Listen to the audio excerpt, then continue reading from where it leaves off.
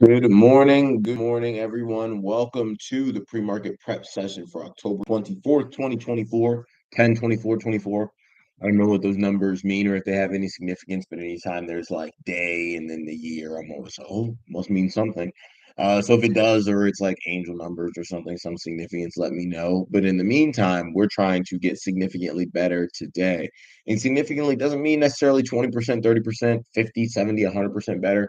All we need is 1% better daily is what we're aiming for. So that's our goal each and every time that we log on here to the pre-market prep sessions. Our goal each and every time that we wake up in the morning, right? We further develop the relationship with self and by proxy relationship with others. And I'm excited to get 1% better. So as always, make sure you throw that in the chat, that one signifying your intention to get 1% better. And let's knock it out today. Let's knock it out of the park and get after it. Now, top news, margins impress. We're talking Tesla. Tesla shares are rallying this morning up over 11% before the bell after the electric vehicle maker impressed investors with its strong Q3 earnings and upbeat production outlook. The results helped Tesla break a streak of missing EPS estimates in the last 4 quarters, with margins improving a lot more than expected. Now, digging deeper in the earnings call, CEO Elon Musk took a victory lap over what he said was a record quarter. Record low costs of making a car helped boost margins, while the Cybertruck achieved a positive gross margin for the first time. Tesla's earnings were also buoyed by increased sales of regulatory credits and its energy storage business, which Musk said is, quote, growing like wildfire. Now, bright outlook, Musk affirmed that Tesla will produce more affordable models in the first half of 2025 and expects overall production to increase by 20 to 30% next year. Cybercab production is anticipated to be scaled up aggressively in 2026, while full self-driving is projected to exceed human-level driving safety by Q2 of 2025. That seems kind of ambitious, but they have been working on full self-driving for a while, so maybe we get there. But it's expected to exceed human-level driving safety by Q2 of 2025 as miles per intervention metrics continue to improve. Ride-hailing is expected to be live in Texas and California next year, so we will have fully autonomous driving in Texas and California next year, ride-hailing wise, which is huge for companies like Uber and Lyft.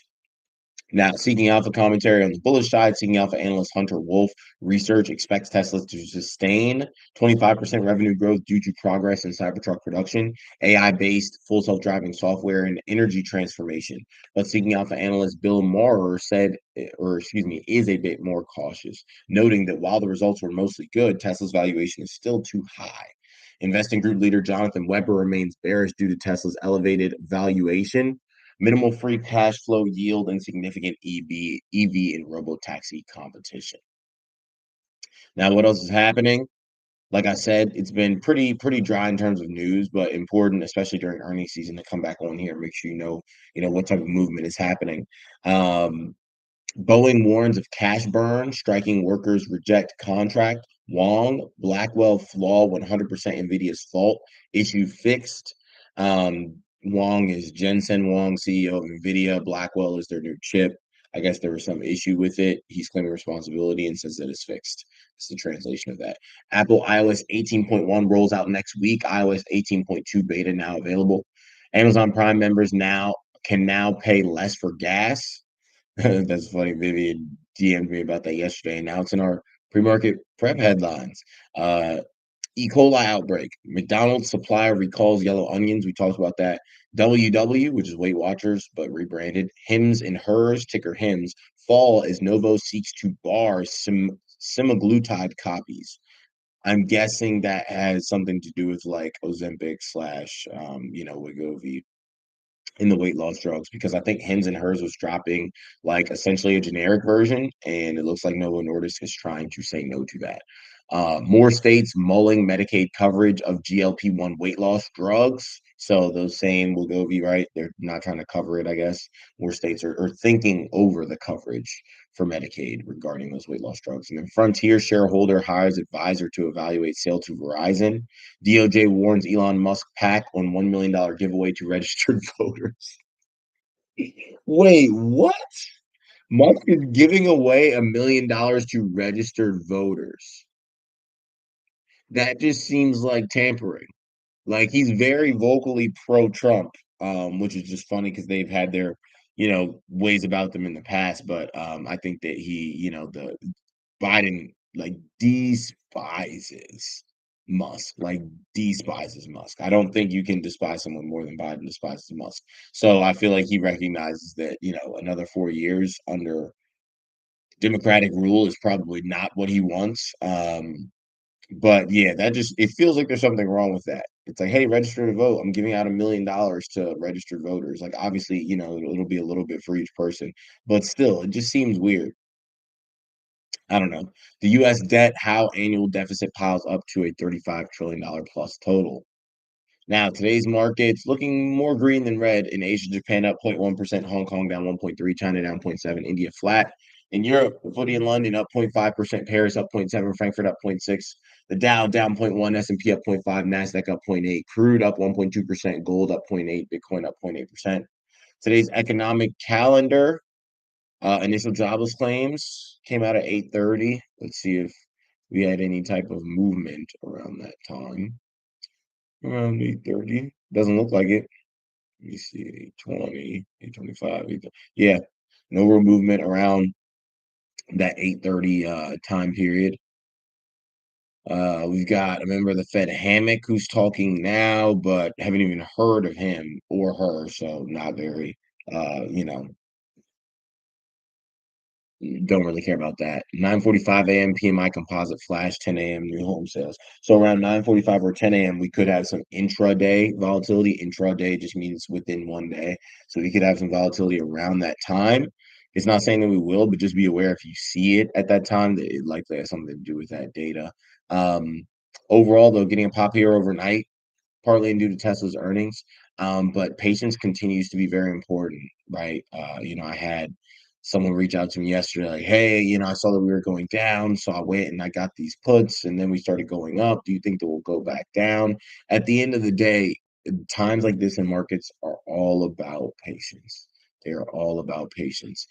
Because now, we popped overnight and it's kind of like, oh, what should I do? Don't put yourself in the position where you have to lose money for absolutely no reason.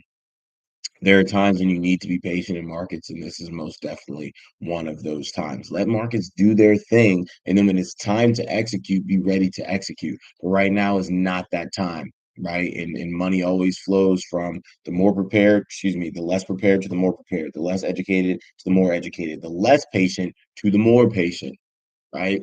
So don't let this market teach you lessons that you have to pay for when you can learn them for free just by listening. I know it's very, very tough to listen, right? The prospect of markets is very enticing because the whole world is potentially your oyster. Humans were not built to exist in areas that are limitless, right? It's why the deep sea blows our minds, space blows our minds, right? We don't exist in areas with limits. We live in, towns and cities and buildings, and we're not floating around in space because our mind can't put boxes around that. So you really, really, really, really, really have to focus on managing your emotions, managing your expectations, maintaining patience, right? That's 99% of what you do when you're involved with markets. It's just you making sure you're not giving unnecessary money to markets that puts you in the position to be even more desperate and even less patient, right? So we'll continue to keep our ears to these streets, see if there are any opportunities, but overall, there's times to hold them and there's times to fold them. And everybody thinks, oh, I'm fine, I'll be patient. But that's what people struggle the most at. It's not really hard to make moves when you're ready to make moves, but it's hard to stay patient when you're ready to make moves. So let's continue to do that, right? My mom always said, don't let your mouth write checks that your butt can't cash. It's the same thing in markets, right? Don't let your impatience and your clicks on this computer write checks that your account cannot cash. Let's continue to be patient. Let's be smart. Let's continue to grow. Rather, where do you learn, right? But maintain the correct expectations and just try and get 1% better daily. Right? You don't have to break the bank every time you step into markets. You don't have to place a trade every time you step into markets. Just make sure you're managing yourself, doing what you can, not getting swept up in what's going on, because that's exactly what they want. It's exactly what the market makers want for you to give your money back. But we make money and we withdraw and we pay ourselves. So even if you have, had a tough time or a tough go at it, the nice thing is that you're not giving back anything that you've gained because you've taken that out, which is the game plan that we'll continue to roll with, right? So everybody have a great rest of the day. We're back here tomorrow, right? Friday. Let's get it. Have a great rest of the day. I'll see you then. Peace.